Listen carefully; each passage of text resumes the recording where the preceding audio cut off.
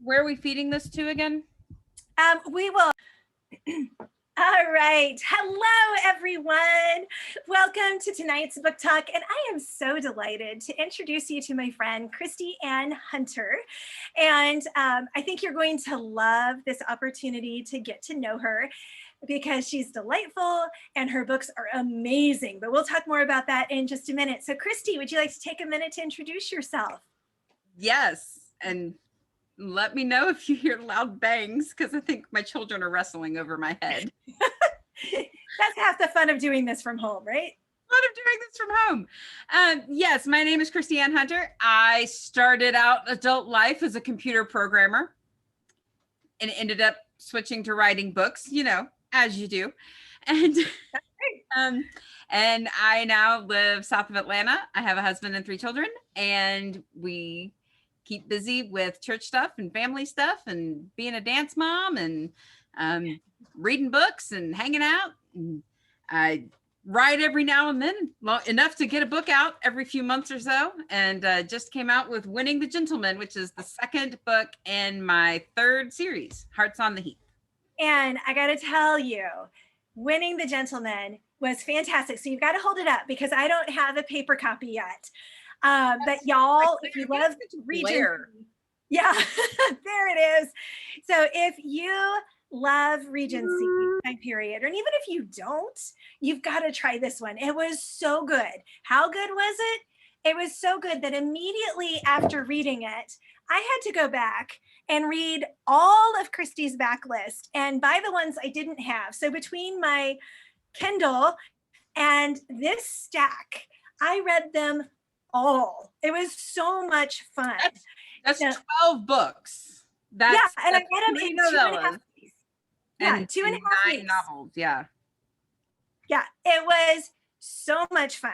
So I need to know, how did you come up with a love for this Regency time period? So I actually fell in love with the Regency through Julia Quinn books. Oh, really? Yes. So I was very excited when Bridgerton aired earlier this year. It's not exactly true to the books, but it was still kind of fun to see a book that meant so much to me being made into television, because that's kind of all of our dreams, is that we get like that long miniseries where they get all the details in, you know. But I stumbled across a Julia Quinn book in a bookstore, and the cover was just different than the other historical romance novels, because I actually didn't know Christian fiction even existed until I was in college. Okay, really? So I was just in the regular romance section at the bookstore, because that's where I got books from. I didn't even know there was a Christian fiction section. But so the cover was different. And because I think it was just a shoe, because it was like a Cinderella story. It was an offer from a gentleman. And so it was just the shoe on the cover. And it caught my eye, and I started reading it. And I just completely fell in love with this time period that is so familiar and yet so different. There's so much going on in the Regency time period that's very relatable. Classes were changing, technology was changing. Yeah. Everything was changing so very quickly through that time period that it's just really, you can really connect with it. Plus the dresses are really pretty. Oh my goodness, they are. And then you've got the romance. There was a very strict set of rules and how you were supposed to behave and what you could do and not do. And so seeing all of that kind of play out on the page is so much fun. So,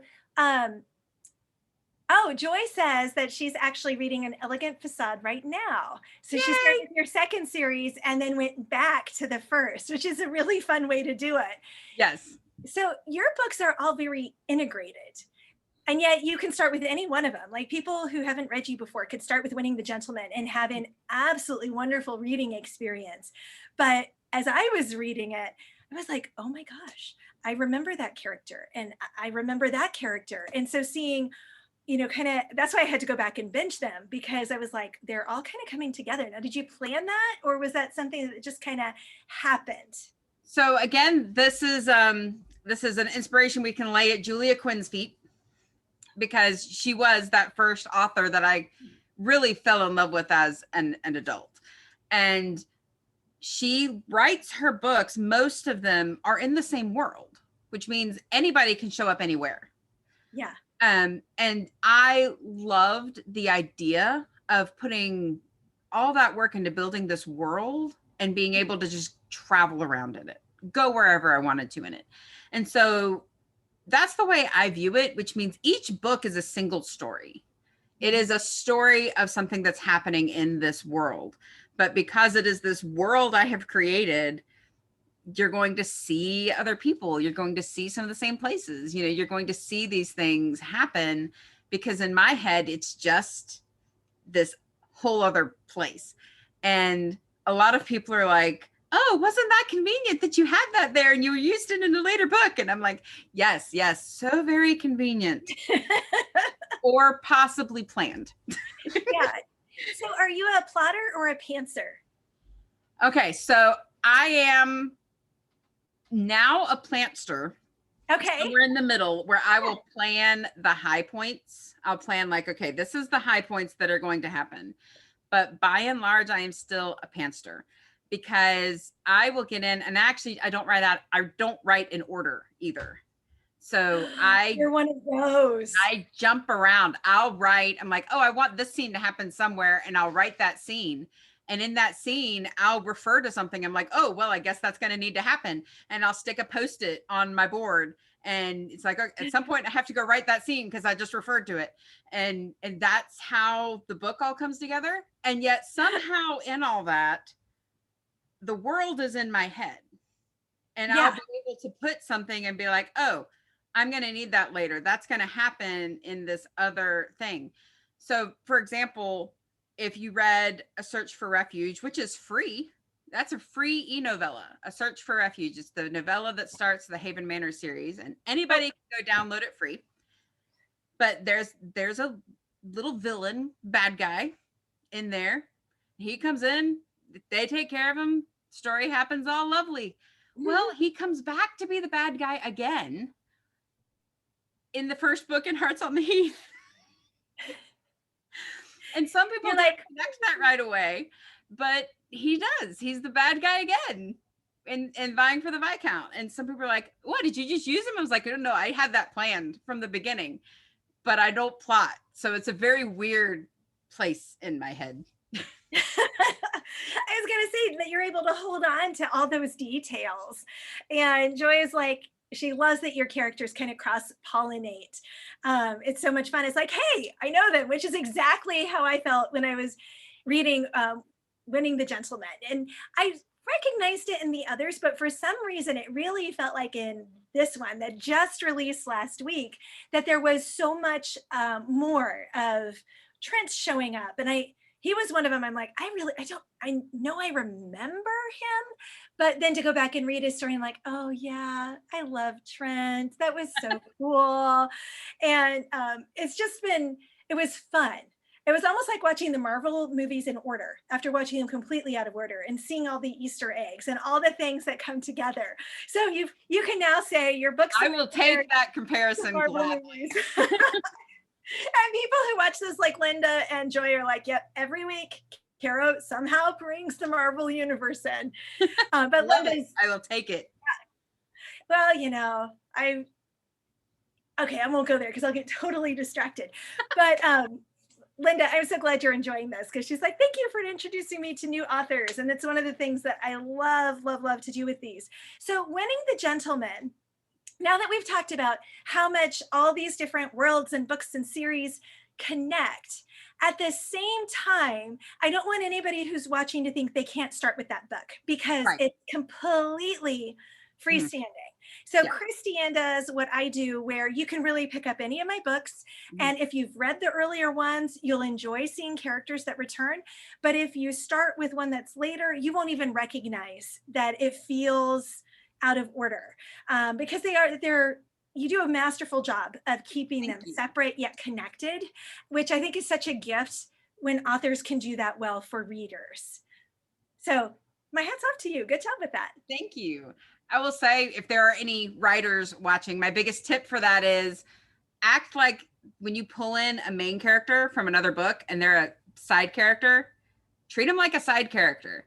Don't tell their backstory. Don't tell what happened to them. Their book is a whole nother book. Like, they're just a side character. You just treat them just like any other side character. And that helps a lot. It helps keep it very real and focused on that story. Yeah, that's a great way to approach it, because you might know as the author all the backstory, but for this particular story or this particular book, that's not important because it's not their story. It's Right. They're just showing up to help. And it's kind of fun because you've got this group of characters where some of them are quite wealthy and then Aaron's not. And yet you've got the people who can fund the crazy trips like this one, Pursuit of Home. And yet they're also just these real interesting people, having the whole idea of basically like a museum curator who goes from country estate to country estate. How'd you come up with that? Is it Derek? Is that what his name is? The Pursuit of Home and Derek. Yes. Derek in a Pursuit of Home. So that was probably the most plotting I'd ever done, because I had to figure out how to get them all over England and abroad in the time frame that I needed them to. And I remember sending all these files to my poor copy editor because I was like, okay, this is the timeline and this is real history. This is my fake history. This is my, and sending it out, I'm like, this is what all it's supposed to be. Help me make sure I didn't make a mistake somewhere. And I had to look up so much art. I had to study art, much art for that book. And it was one of those things that about partway into that, I was like, why did I do this to myself? But you know what? I loved that part of it because it was just a fun, different take on it.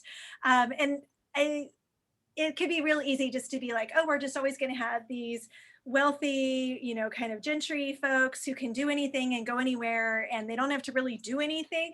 And yet with Derek, you have this guy who's actually got a job. And with Jessamine at that time, you didn't realize she was, I won't say it. And so no spoilers, Cara, no spoilers. I know I was biting my tongue there, but it was one of those that it was just a very kind of fun and real way. And someone who discovered art history and a love for it in college, it was just fun because I was just like, oh, my little art loving heart was so happy. And I noticed you do have Van Gogh Starry Nights behind you. I do. So I'm not much of an art person, but this painting means so much to me. I actually have two. So I have this one here and there's a big one up in my hallway. Really? That I see every time I leave the house, because this is one of those things that what I love about Starry Night. Everybody get your church pew on. I'm about to preach. So what I love about Starry Night is nobody knows how valuable it is. It's never sold. It's never sold at auction. So they can only guess at how valuable it is. Yeah.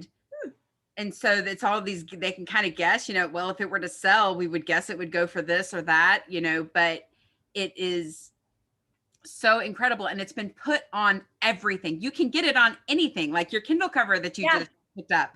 You can get it on shower curtains, shoes, pants, whatever you want. You can get this on there. And it's been copied in all kinds of versions and you can get it for cheap, but the original is priceless. And so it is a reminder to always go be the original painting that God created you to be. Always go be that original creation. Don't be a copy of anybody else.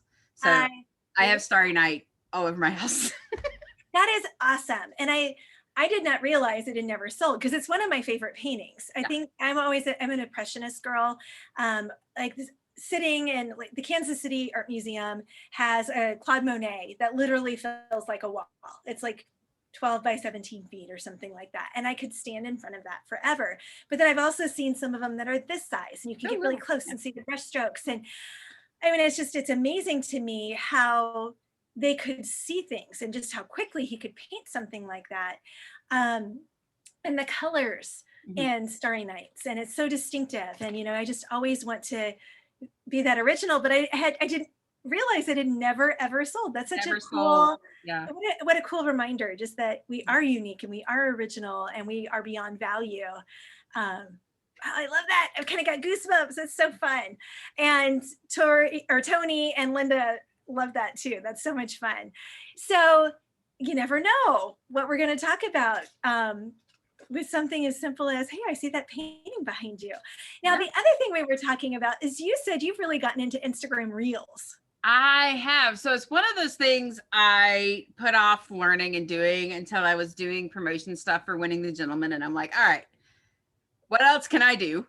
And I had some ideas. And this is, again, bringing back a former life. You know, you have so many little tidbits in your past, and sometimes they lay dormant. But for a while, between the computer programming and the writing, there was a very small blip of time where I was an independent filmmaker. Oh, And cool. I made illustration videos for churches. And there's a website that I would sell them through, and people would, you know, download them. Like, you know, when you're sitting in the service and there's that video that is an illustration. So I made those. The problem is toddlers do not understand quiet on the set. Yeah, And it's true. so it became very difficult to actually continue in that vein. And that's how I ended up switching over to writing. But I have that love of that visual and remembering cutting those videos and telling story through the video and stuff. And so once I actually started playing with reels, I was like, that part of me was like, yay, we get to come back. That's so I've been a tad bit obsessed with them over the last week. And I've been like making my family help me make reels. And that is awesome. And well, Joy likes them. She says that your reels have been so fun. And now I'm like, how have I missed them? I'm going to have to go look for them on Instagram, because I'll admit, Instagram keeps rolling out new stuff. And I'm like, I got a catalog. Is that enough? You know? Yeah. It's hard to keep up with it. It's one of those things I was like, I'm not going to stress about it, but I was like, let me just try it and see it. I'm having so much fun with them. I'm having so much fun. So tell us about, like, where do you get your ideas for those? Because Kristi agrees that yours are so fun. And Tony wants to know, okay, so what is a reel? And she's kind of like with me. I keep seeing them and I have not dipped my toe into the water. Okay, so a reel is, it's 30 seconds or less. It's a video. If you did social media a few years ago, if you kind of think like a Vine, like that short, really super short video, they are rolling out 60 seconds to a few people right now. But most people, you still have 15, 30 seconds. And they have a whole catalog of music that you can put to it.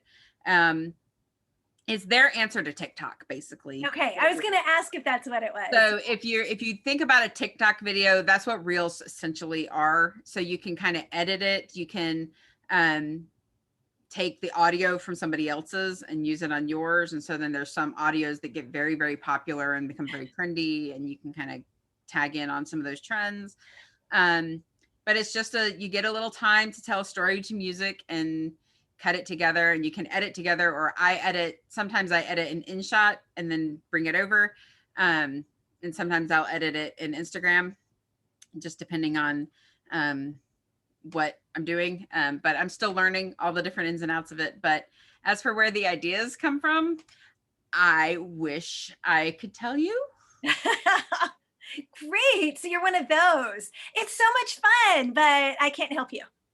I mean, I can help you technically, but as far as like the ideas, like, I don't know, I just watched a bunch of them to see that's the best advice I have. Just like we tell writers, you know, go read. Yeah. I probably scrolled all told over a couple of days, almost 2.5 hours of reels.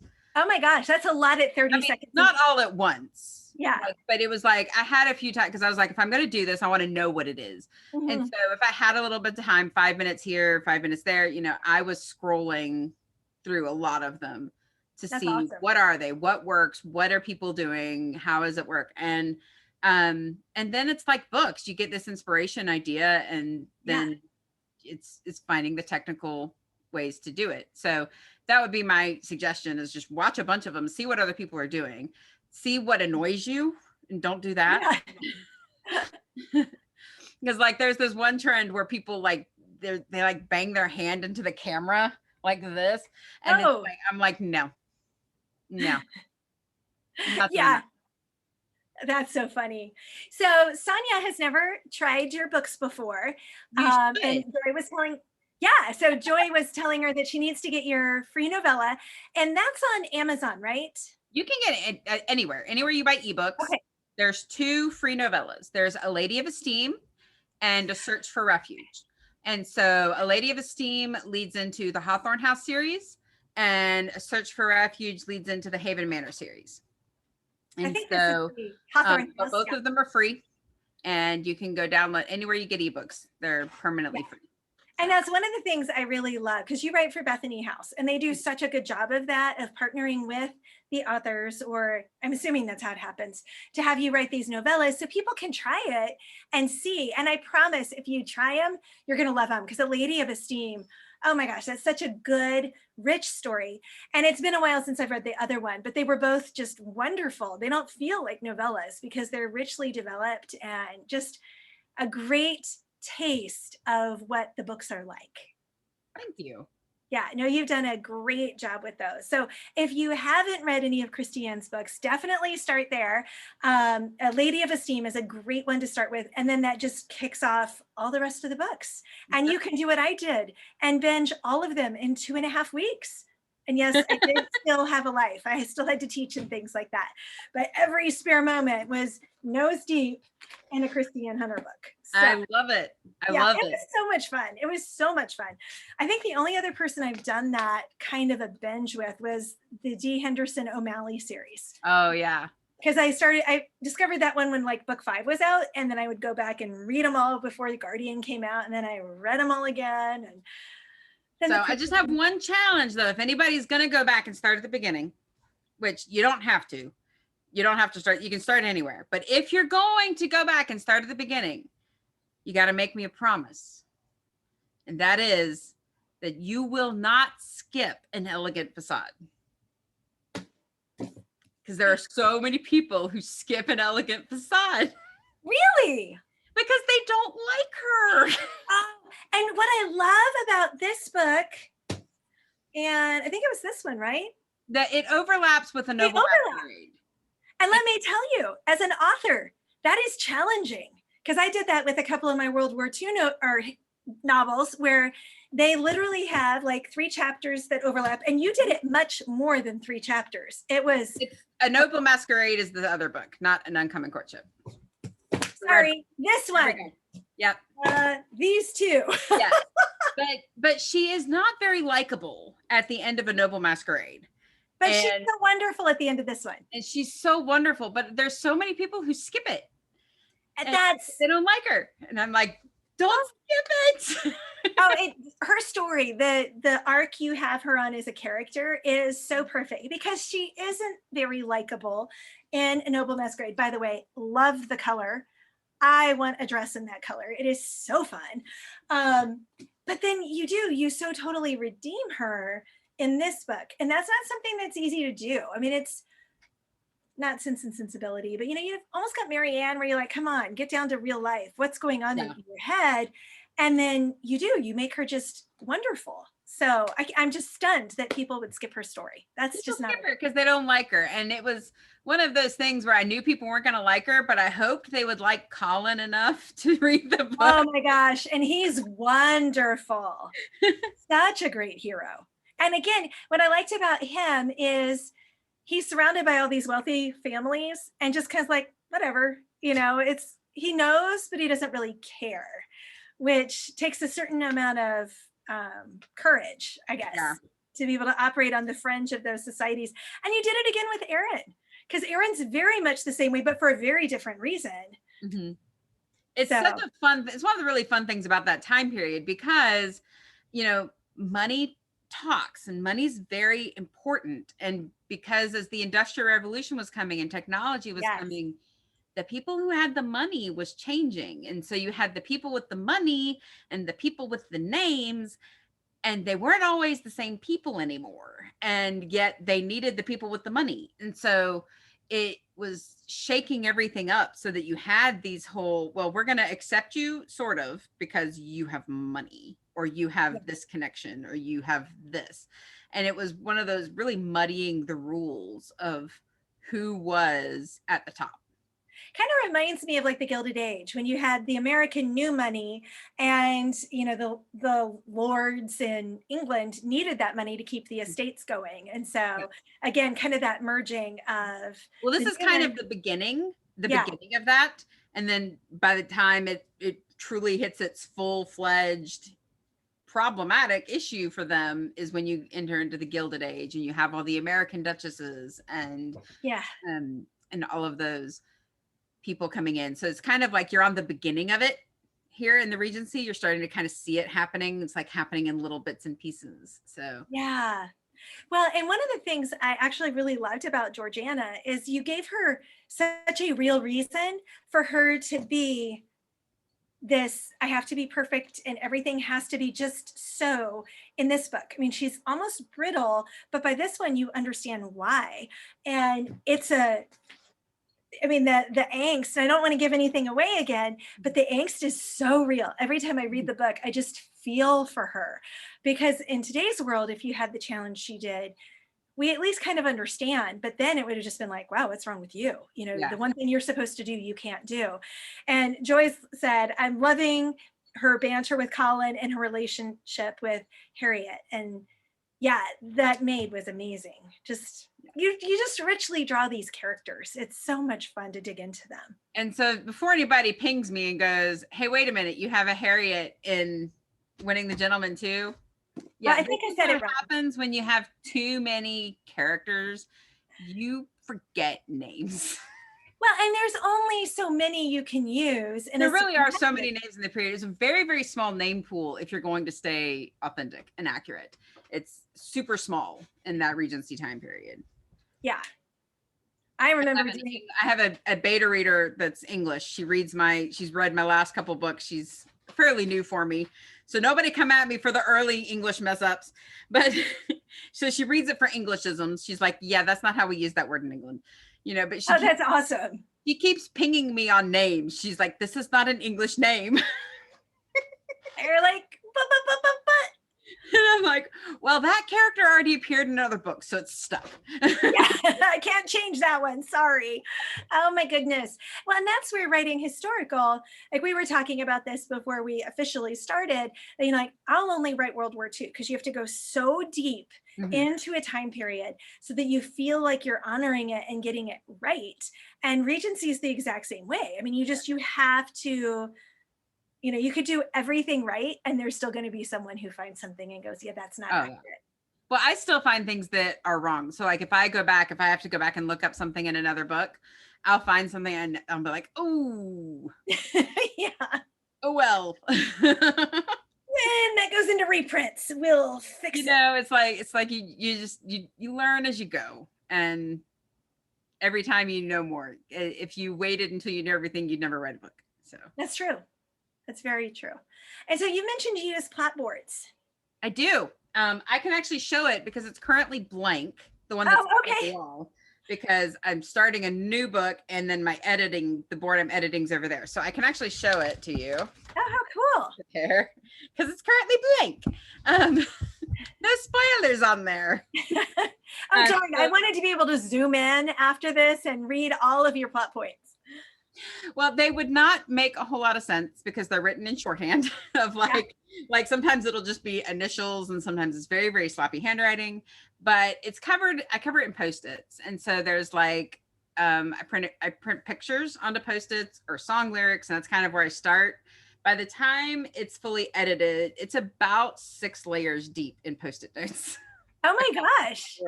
Yeah. It's taking it off. It's like, it's a huge stack. That's awesome. So you're visual. You need to be able to very visual, and the tactile of moving things around. And that's part of because I write out of order. I need to be able to move the scene very easily in my mind. Like, I don't know where this is going to go. Oh, wait, it needs to go here. So I'm very visual with it, because the other thing is there's all the pictures over there. Oh my gosh, that's all amazing. The characters. It's the characters, the horses, the houses.